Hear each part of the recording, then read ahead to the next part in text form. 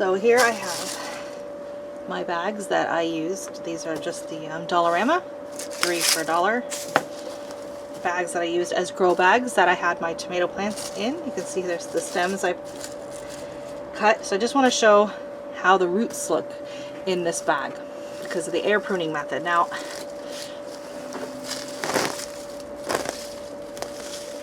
you can see we got some nice roots coming out through the bottom. And we're just gonna open it up. Now it's gonna be pretty dried out because I haven't watered these.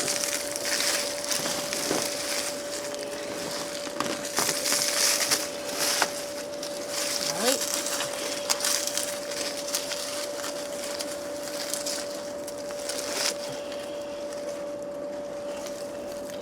Now the roots off the ones I pulled out of the ground were pretty small.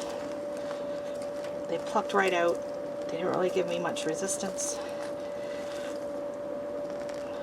And the roots on this just...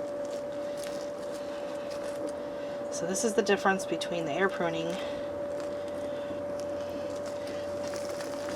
and a regular pot. You get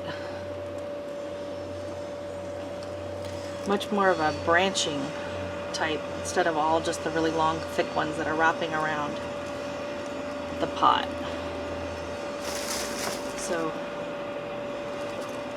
that's a pretty decent root ball. I mean, that's definitely, I would say, twice as big as the ones I got off the ones in the ground.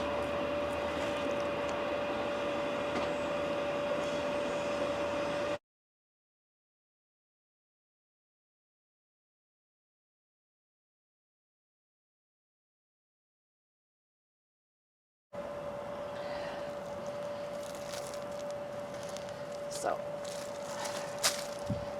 trying to work the soil off of this one. This is just a beast. And in that bag, I like that they don't take up a lot of space. So here's the part that's attached to that, but this is all root.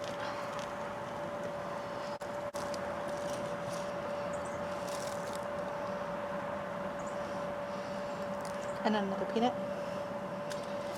We have some sad squirrels this year. Can't remember where they put anything. Another thing I liked about this method was you can pack them in a lot closer than you can with the bigger pots.